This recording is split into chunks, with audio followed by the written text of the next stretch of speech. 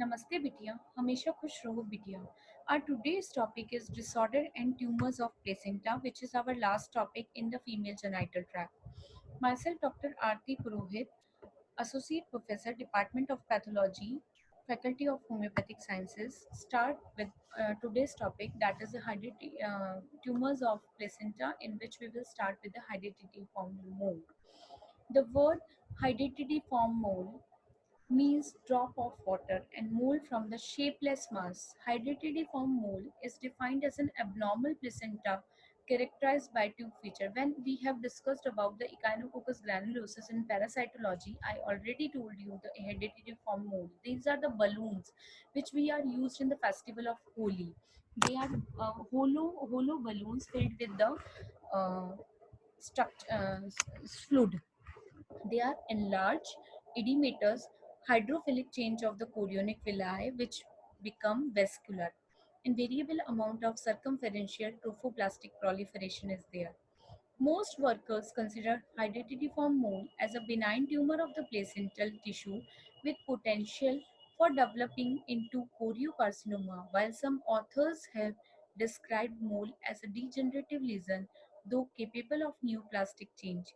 The incidence of molar pregnancy is high in teenagers and in older women. Hydatidiform mole may be non-invasive or invasive. Two types of non-invasive moles are distinguished. Complete mole by cytogenetic studies have been shown to be derived from the father androgenesis and has 46 XX, rarely 46 XY chromosomal pattern. The complete mole bears relationship to choriocarcinoma. The partial mole is mostly triploid, that is 69 chromosome XXY, 69 XXX, and rarely tetraploid. Partial mole rarely develop into choriocarcinoma. Clinically, the condition appears in 4th-5th month of gestation and is characterized by increase in uterine size, vaginal bleeding, and often with symptoms of toxemia. Frequently, there is a history of passage of grape-like masses per vagina.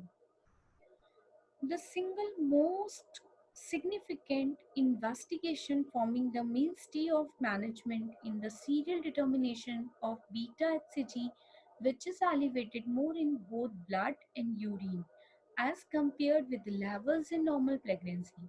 About 10% of the patient with complete mole develop into invasive mole and 2.5% into choriocarcinoma. The complete classical mole, the general examination show the uterus is enlarged and characteristically filled with grape-like vesicle up to 3 cm in diameter, and the vesicle contain clear watery fluid. Rarely a macerated fetus may be found. In microscopic examination, features are quite typical. The large round edematous and acellular villi due to hydropic degeneration forming central cisternae, decreased vascularity of villus stroma and trophoblastic proliferation in form of masses and sheet of both cytotrophoblast and syncytotrophoblast, generally circumferential around the villi. The partial mole general examination show the uterus is generally smaller than expected and contain small cystic villi while part of the placenta appears normal. A fetus with multiple malformation is often present. In microscopic examination, some of the villi show edematous strains while others are normal and even fibrotic. Trophoblastic proliferation is usually slight and focal. Invasive mole or chorioadenoma destruans, which is also called. In general examination, invasive mole show invasion of molar tissue into the uterine wall, which may be a source of hemorrhage.